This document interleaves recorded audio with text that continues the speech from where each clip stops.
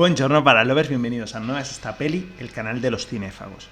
Recientemente subí un vídeo hablando de la precuela de Los Juegos del Hambre, ya sabéis, la balada de... titulito tiene en español. La balada del pájaros, cantores y serpientes, que por cierto es un vídeo que está funcionando relativamente bien, os doy las gracias. Y hay una cosa que creo que no comenté en ese vídeo y que es bastante interesante, que es cómo encaran todo lo que es los Juegos del Hambre en sí. Recordemos, al final los Juegos del Hambre es una obra de ficción, es una obra distópica, con un fuerte componente de crítica social, fuertísimo componente de crítica social. Es verdad que a lo mejor es una crítica social un poco, no sé cómo decirlo, un poco descafeinada o un poco abstracta, porque no critica un poco las dictaduras, por decirlo de alguna manera, ¿no? Y es fácil que todo el mundo, dependiendo de su ideología, identifique al Capitolio, identifique al villano, porque realmente el villano, más allá del presidente Snow, sería esa figura del gobierno, ¿no? Esa figura del Capitolio, lo identifique con, digamos, el sistema de gobierno, por decirlo de alguna manera, o el sistema dictatorial que más rabia le dé. No sé si me explico. Es muy fácil que si eres de izquierdas lo identifiques con dictaduras de derechas, dictaduras fascistas, y en cambio si eres de derechas lo identifiques con gobiernos dictatoriales de izquierdas, como pueden ser, por ejemplo, bueno, el gobierno de Mao y cosas así. No es el tema de este vicio, pero bueno. ¿A qué quiero decir con esto? ¿Qué me refiero? Que hay una cuestión muy interesante dentro de los Juegos del Hambre al final, y esto se ve mucho en la precuela. Los Juegos del Hambre, como digo, ya lo conocéis todos, básicamente enfrentan a una serie de niños, porque son niños realmente, a unas luchas a muerte en pos de, bueno, de muchas cosas, ¿no? Pero realmente es una forma de represión que tiene el Capitolio, de ejercer violencia sobre la población y de atemorizar a la población que tiene el Capitolio, aparte de darles un espectáculo, ¿no? Es un poco el pan y circo famoso. Les doy con la vara, o incluso el palo y zanahoria, ¿no? Os doy una zanahoria, que es este espectáculo de los Juegos del Hambre, donde tu distrito lucha y ves cómo te representan tu distrito con los campeones y demás, y a la vez tengo este sistema tan cruel de reprimir a la población. Tenemos otra obra de ficción bastante interesante que, de hecho, en su momento se comparó bastante con los Juegos del Hambre. Es verdad que es otra cosa. Una obra de ficción, como digo, relativamente parecida, asiática, como es Battle Royale, ¿no? No sé si lo conocéis. Battle Royale es una serie de libros, cómics y películas en las que el planteamiento es relativamente parecido. Otra vez un gobierno dictatorial, en este caso en Japón, debido a un aumento brutal de la violencia juvenil, decide que una clase de un colegio va a cometer se van a encerrar en una isla y van a luchar todos contra todos en un Battle Royale, de ahí el nombre, hasta que solo venza uno, ¿no? Como digo, en su momento se comparó bastante con los Juegos del Hambre. Yo creo que no tienen tanto que ver, más allá de una premisa básica, que bueno, es una premisa básica, en la que se enfrentan entre ellos hasta que solo queda uno. También hay una fuerte crítica social, en este caso otra vez a un gobierno dictatorial, esta vez un gobierno con un poco más de cara y ojos, ¿no? La situación política de Japón es muy particular, hay un fuerte componente, se habla sobre todo en la película. He de decir que el libro no me lo he leído, creo que lo tengo por ahí detrás, si no lo tendré en mi casa de mis padres, pero me he leído los cómics, me he leído el manga y he visto la película. No recuerdo si en el libro está, no sé si en el libro está, pero en la película al menos hay un momento en el que se habla de grupos terroristas anarquistas japoneses. Es decir, el libro está enfocado claramente, la película y los cómics están enfocados claramente hacia una crítica también hacia un gobierno dictatorial, podríamos decirlo así, o hacia un elemento otra vez una autoridad que ejerce una violencia hacia su población de manera controlada y también de manera preventiva, por decirlo de alguna manera. ¿Por qué estoy comentando esto? ¿Qué tiene que ver esto con el vídeo? Básicamente, lo que he comentado son dos obras distópicas, claramente distópicas, que nos presentan en el caso de los Juegos del Hambre, un mundo paralelo, una especie de universo paralelo llamado, donde Estados Unidos se llama Panem.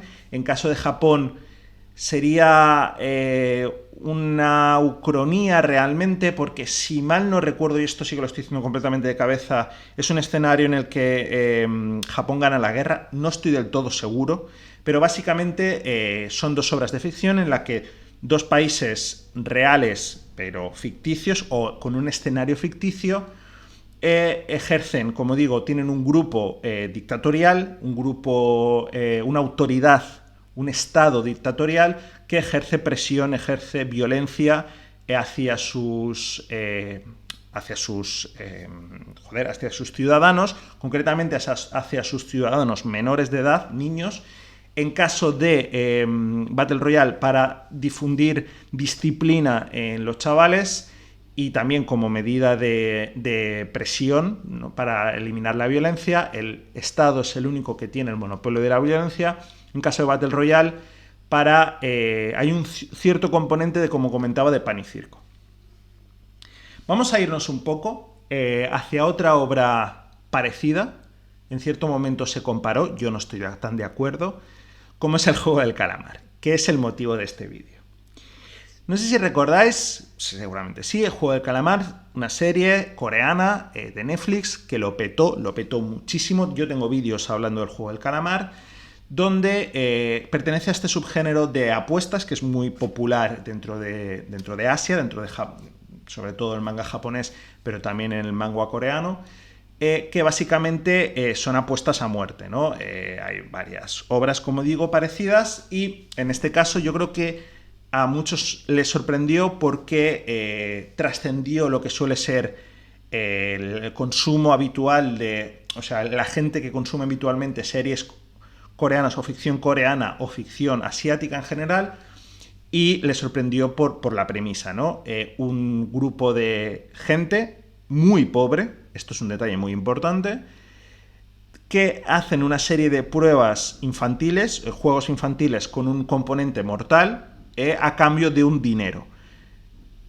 Todo esto organizado por un grupo de ricos que juegan de alguna manera. Es un poco una mezcla de las dos componentes, ¿no? Tenemos el elemento de pan y circo, es decir, el elemento de deshumanización de estos personajes, como lo tenemos en los Juegos del Hambre, y espectáculo, al final es eso, ¿no? Es un espectáculo, una serie además con los elementos de apuestas, una serie de ricos disfrutan viendo como una serie de pobres luchan entre ellos por ganar un dinero que ellos evidentemente tienen. Tenemos este componente y luego tenemos un poco el componente también más asiático al ser una obra asiática, ¿no? ¿Qué pasa? Los Juegos del Hambre, como digo, tiene una crítica social evidente. El tercer libro, la tercera y cuarta película van directamente sobre eso. Ya a nadie se le escapa este componente político tan importante. Es lo que comentaba, al ser algo tan abstracto como una dictadura, es muy fácil verte reflejado. Battle Royale es una obra que, si bien es muy conocida, muy conocida, a lo mejor no es tan mainstream como los Juegos del Hambre, y sí que tiene este fuerte componente, pero yo creo que mucha gente también se dio a este elemento de hecho la secuela de la película lo confirma, ¿no? A este elemento más puro de terror o más puro de acción de un grupo de niños matándose entre ellos. Y luego tenemos el Juego del Calamar. Como digo, el Juego del Calamar fue un elemento de culto prácticamente. Muchísima gente le flipó el Juego del Calamar. Se recomendó a mucha gente, sobre todo mucha gente que, como digo, no estaba tan acostumbrado a ver series o ver ficción asiática. Mucha gente le pilló por sorpresa, mucha gente la comparó con Battle Royale, mucha gente la comparó con los Juegos del Hambre, como estoy haciendo yo. Pero dio una cosa muy curiosa, un elemento muy curioso. el juego del calamar hay un fortísimo y nada sutil componente de crítica social. Fortísimo. Y en este caso no es una distopía como tal, sino está en una Corea actual, englobada en una Corea actual, y hay una crítica muy importante al capitalismo. Y esto es una cosa que ya hablé en su momento en un vídeo, y esto es una cosa que es evidente. Unos ricos participan o crean una especie de juegos macabros donde usan y deshumanizan a unos pobres para su divertimento, haciendo que se maten entre ellos para que el ganador ascienda a esta cadena de consumo, podríamos decir, y se convierta en ellos. Cogen a gente con problemas muy graves económicos, por los motivos que sea. De hecho, gente no solo con problemas graves económicos, sino gente que ha llegado a un punto en el que su vida está en juego, es decir, prácticamente es el último recurso que tienen. Estos van a morir igualmente, así que es prácticamente van a morir o van a ser castigados de alguna manera igualmente. Por lo tanto, este es su único recurso que tienen, participar en estos juegos macabros, en estos concursos a vida o muerte, por un dinero. Esto se ve claramente en el capítulo 2. Ya hablé en su momento, como digo, pero hay un capítulo 2 en el que les dicen: sois libres de salir, pero tenéis que ser por mayoría, y si la mayoría gana, podéis participar. Eso sí, si queréis podéis volver, pero sois libres de salir, nosotros no os vamos a obligar a participar. Todos los personajes, al final gana el no participar, y cada personaje vuelve a su entorno y descubre que no tiene elección, que no existe elección en el capitalismo, no hay libertad en el capitalismo cuando tú estás comido de deudas o cuando tú necesitas el dinero. La única libertad que te ofrece el capitalismo es tener dinero para que siga girando la rueda. Si no, no hay libre albedrío, no hay libre elección. Esto es el segundo capítulo. Y ya se está estructurando claramente esta crítica fuerte al capitalismo. Spoilers del juego del calamar. Supongo que todo el mundo ya lo habrá visto, pero bueno. El hecho de que el señor mayor, que es el que organiza esto, porque tiene tanto en la vida que necesita ya más emociones, vote que no, demuestra, es ahondar en esta idea. Yo mismo, prácticamente cara visible del capitalismo, os estoy diciendo que no tenéis elección. El hecho de que el ganador anterior o un ganador anterior ahora sea uno de los que participa, demuestra, ¿no?, en el momento en el que asciendo socialmente, me dejan de importar ya esta gente porque yo ya estoy, ¿no? Hay ciudadanos de primera y ciudadanos de segunda, ricos y pobres. Estas son cosas que en la serie son muy evidentes, y la serie, más allá de una cierta espectacularidad que la tiene, cierta tensión que la tiene, hay personajes, te puedes encariñar más o menos con ciertos personajes, hay giros de guión, además, esto es el algoritmo Netflix, ¿no? Es una serie que claramente es una peli larga, que ha sido cortada en no todos los capítulos duran lo mismo, y todos los finales acaban en un gran cliffhanger a lo serial de los años 30 o a lo TVOs por fascículos, acaban en un gran cliffhanger para que te enganches, y el hecho de que además esté en Netflix y sea el visionado continuo. Hostia, ¿qué ha pasado ahí? Por ejemplo, el capítulo de la cuerda, que claro, parece que van a caer y justo acaba cuando van a caer, y entonces se gira la tortilla en el siguiente capítulo y vemos que ganan y demás. Es decir, la serie, más allá, aparte de tener una fuerte crítica social, una crítica muy evidente al capitalismo, repito, muy evidente al capitalismo, tiene otros elementos, ¿no? Tiene elementos que a lo mejor, lo que decía antes, ya se han visto anteriormente, elementos de acción, elementos de cierto suspense, giros de guión y demás, pero que, bueno, mucha gente le pilló de nuevas. Claro, ¿qué pasa? Aquí tenemos dos problemas. Por un lado, como decía, el hecho de que el enemigo en el juego del calamar sea el capitalismo, ¿no? El capitalismo como tal, en vez de ser un enemigo más abstracto como en los Juegos del Hambre, que eran las dictaduras, el gobierno dictatorial, hace que, y que además, y sobre todo, el hecho de que se haya masificado una serie con un gran componente de crítica social, se convirtieran la sensación en el fenómeno del momento y se crearan disfraces, se justamente ultracapitalizara, ¿no?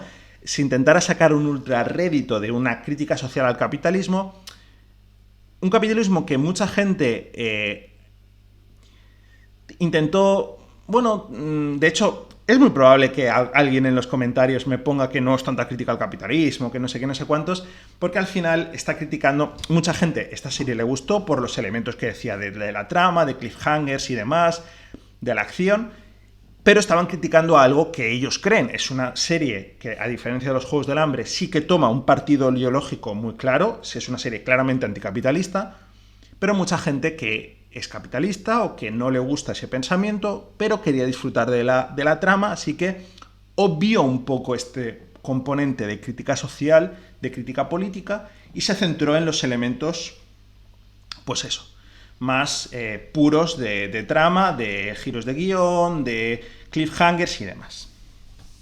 ¿Cuál es el problema de esto? Esto está perfecto, ¿vale? Al final, cada uno consume la ficción como quiere, volvemos a la teoría de valores, y si tú decides obviar ciertos componentes, esto pasa también, y esto es una cosa de hecho que se dice mucho desde el otro lado, ¿no? Se critica mucho que haya películas, sobre todo algo antiguas, que tienen elementos pues algo más racistas o sexistas o demás, y se critica mucho que gente no los disfrute sin entender, sin saber entender, o sea, se centre solo en estos elementos de red flag, por decirlo de alguna manera, y no busque otras cosas positivas que sí que tiene esa ficción, ¿no? Centauros del desierto, muchas obras slashers o ya de los 70 y 80, este tipo de elementos, ¿no? ¿Qué pasa? ¿Cuál es el problema? Que me estoy alargando mucho en un vídeo, que como siempre no tengo guión. Luego me decís, joder Jesús, ¿cómo te enrollas? Lo sé. Que el elemento, igual que es evidente que en películas antiguas puede haber elementos que actualmente no estén bien vistos, es impepinable, es evidente y es ineludible que en el juego del calamar hay una fuerte crítica social. En el juego del calamar se habla de ciudadanos de primera y ciudadanos de segunda. El juego del calamar, básicamente el mensaje del juego del calamar, ahondando en el capítulo 2 que ya he comentado, es que en un sistema capitalista no hay libertad de elección, así que estos pobres se ven obligados a humillarse y a participar en estos juegos macabros que crea el rico en pos de ganar dinero. ¿Cuál es el problema de esto? Y es a lo que viene el vídeo. Que llega Netflix con sus huevos súper grandes y te crea el juego del calamar, el desafío. Un programa, un reality show de Netflix, le están funcionando bastante bien, en el que básicamente se recrea el juego del calamar, sin muertes, evidentemente, pero se recrea el juego del calamar. Es decir, una serie de gente, por propia voluntad, aquí ya hay más elementos aparte de entramos en un elemento nuevo aparte de la falsa elección del capitalismo, porque no te estás jugando la vida, por lo tanto, la balanza no es... Entendedme a qué me refiero. Yo podría participar en el juego del calamar, el desafío, sin ningún tipo de problema. Como mucho, esto es igual que Humor Amarillo o este tipo de programas. Como mucho voy a lesionarme de manera fortuita. Mi vida no está mi vida en juego. No es o la gloria o la muerte. No es gano todo el dinero o muero. Esta elección, esta falsa elección aquí desaparece. Pero en el fondo estamos recreando esto. Para que me entendáis a qué me refiero. Vosotros imaginad que un productor de cine o un productor de televisión viera Battle Royale o viera los Juegos del Hambre y dijera, hostia, esto está guapísimo, esto es vaya idea más buena. O sea, hacer un reality, porque en la ficción, sobre todo en los Juegos del Hambre, este reality funciona, la gente lo consume. Esto sobre todo se ahonda mucho en la precuela y es muy interesante la precuela eso, cómo los Juegos del Hambre en esa época se ven hay muchas más críticas que en un futuro. Se ven como algo muy negativo y el propio Snow, gracias al propio Snow, lo convierte en algo que de gustar, ¿no? Le da a la gente el gusto por esta ficción, que no es ficción en ese caso, o sea, por este reality show, ¿no? Podríamos decir. Imaginad que alguien lo ve y dice, hostia, esto está guapísimo, esto es la hostia, vamos a hacer lo mismo. Evidentemente los chavales no van a morir, porque no podemos matar chavales en televisión, pero vamos a coger a un grupo de gente, a 2 de cada pueblo, por ejemplo, o un fragmento de edad, y les vamos a hacer que compitan entre ellos en una pantalla de pintura, por ejemplo. En vez de tener balas es pintura, y hasta que uno gane.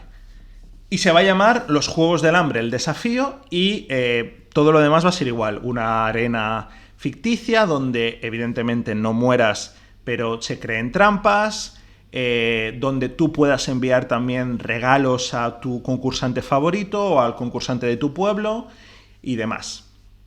La gente se escandalizaría. La gente... Es verdad que es un formato que a lo mejor se parece un poco a lo que he dicho, ¿no? A Takeshi's Castle, a Humor Amarillo o a un Grand Prix de la vida o a ficción que tengáis en vuestros países, pero la gente se escandalizaría. La gente diría, pero vamos a ver, estamos recreando un escenario posapocalíptico o un escenario distópico, mejor dicho, en televisión, en pos de un espectáculo, y estamos haciendo lo que la obra critica. Estamos haciendo que chavales peleen entre ellos por nuestro propio disfrute, deshumanizándolos completamente. Pues esto es básicamente lo que hace el juego del calamar, el desafío.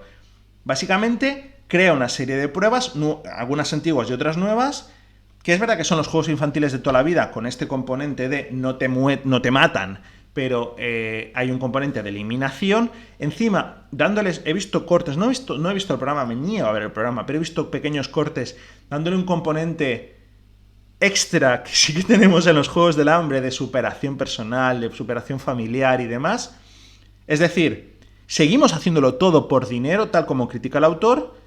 No tenemos el componente de la muerte, pero seguimos haciéndolo todo por dinero, ahondando en la idea, eliminando por completo la percepción del autor. Y no me vengáis con cojones, porque hay una clara y evidente crítica capitalista que Netflix se ha pasado, que Netflix, la propia productora de la serie, se ha pasado por completamente, ha obviado por completamente y ha dicho, básicamente, esta serie donde se critica fuertemente al capitalismo y donde se meten una serie de pobres a pelear entre ellos para disfrute de unos ricos, joder, está guapísima, ¿no? Y si nosotros nos convertimos los ricos y pillamos a pobres incautos, dándole además